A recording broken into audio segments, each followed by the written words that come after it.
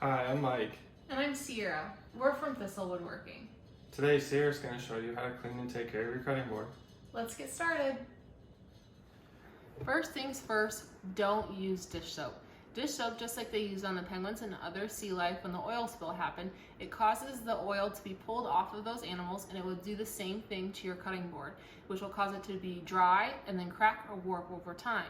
A common misconception that people have is that you have to use soap or a harsher chemical like bleach in order to clean your cutting board, because that's what you generally would do with a plastic cutting board.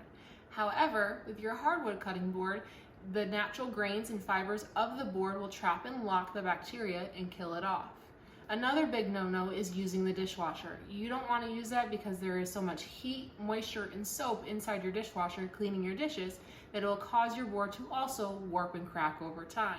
So moving forward, what you're going to want to do with your board to properly care for it is we use a rubber scraper. Ours is from Pampered Chef, but you can get them from Walmart, from Amazon, from anywhere that sells kitchen gadgets. And you're going to want to get your board a little wet. And you're going to want to scrape off any of the residue that is left on your boards from your vegetables, from whatever it is that you're chopping. Anything that is hard, that scraper is really good with getting it off. And then you're just gonna wanna take your hand and rub it over the board and feel if there's any residue left somewhere, and you can just scrape it off with your hand, or you can again use your rubber scraper and get all of the residue off.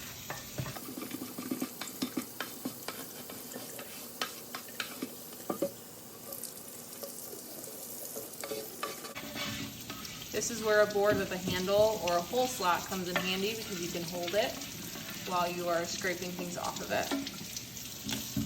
And then you want to check to make sure that the back side as well has anything either from the counter, or if you use the other side as well, make sure that you have that off of it and cleaned off as well. Again, no soap is needed. I just scraped it off, and all that's left now is my board. When you're ready to dry your board and everything is cleaned off, you're gonna wanna dry it standing up. That will allow the air to dry not only on one side, but both sides.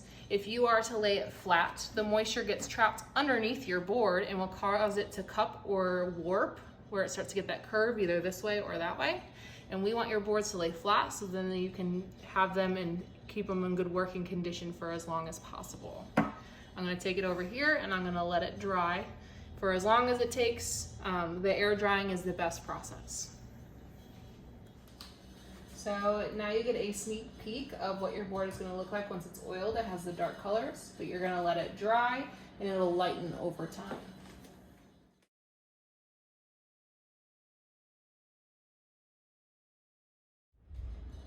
Now we're going to move on to conditioning our board. This is not something that you need to do every single time that you rinse your board off, only if it's starting to look dry and doesn't have that nice sheen to it, or if the food is getting stuck to it easier than it used to, or if you happen to use soap on it. If you use soap on it, it pulled all those oils out of the board and it is in desperate need of you replenishing that, so our board butter will help with that. But again, try to remember no soap is needed for cleaning your cutting board. You can move your towel aside, you no longer need that. You will, however, need some other materials in order to help your board get back to being pretty. We're gonna need some freezer paper. We use the kind that is plastic coated. We use our board butter, and if you don't have any board butter, you can purchase some from us. We do make our own. And you are gonna need 2 cloths. You can use paper towel, but what we like to use is old t-shirts. We just cut them into pieces and they work great for this. After you have all of your needed materials, you're going to want to cut your freezer paper. Make sure that it's bigger than the size of your board, so then it has some room on the outside so it doesn't get on your counter. And you're going to place this underneath your board. Alright, now that you have your freezer paper underneath your board, you're going to take one of your cloths, you're going to save the other one for later, and you're going to need your board butter. You're going to open that up, and you're going to take out about a nickel to a quarter size piece on your finger, and you're just going to rub it around in a circular motion, and you're going to cover the entire top piece of the board.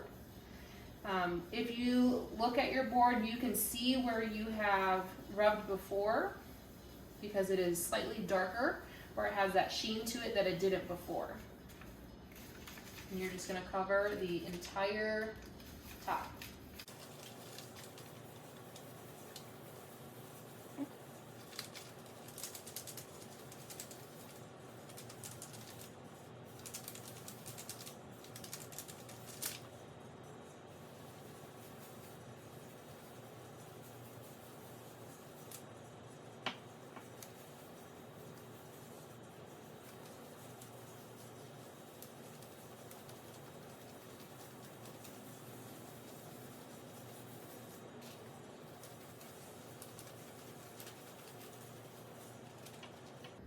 If you have a hole or a handle, make sure you get it on there as well.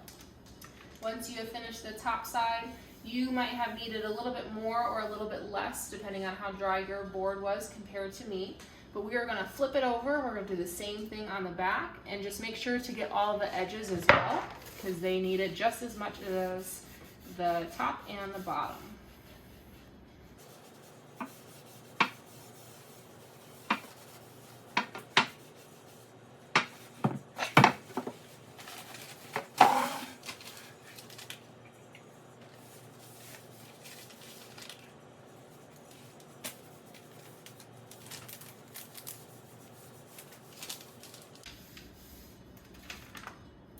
Now we're going to do the whole bottom side, just like we did the top.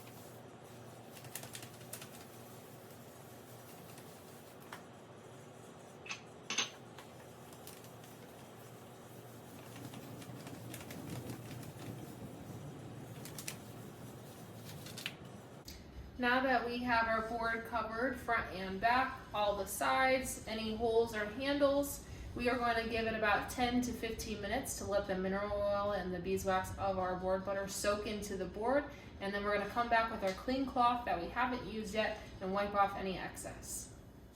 Now that your board has been sitting for 10 to 15 minutes, you use the cloth that you haven't used yet, and you're just going to rub it down to get any excess of the board butter off.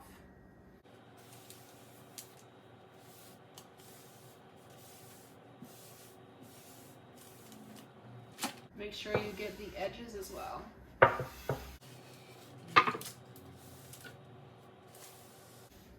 What I like to do for the side that is currently face down and hasn't been wiped off yet, instead of flipping the board over and getting this side covered in what's ever stuck to the freezer paper, I'm just going to hold it up and rub the back side of it.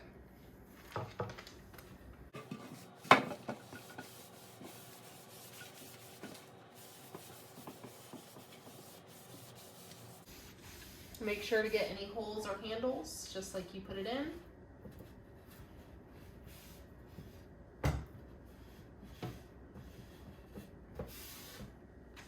Now your board is all set and ready for you to use again.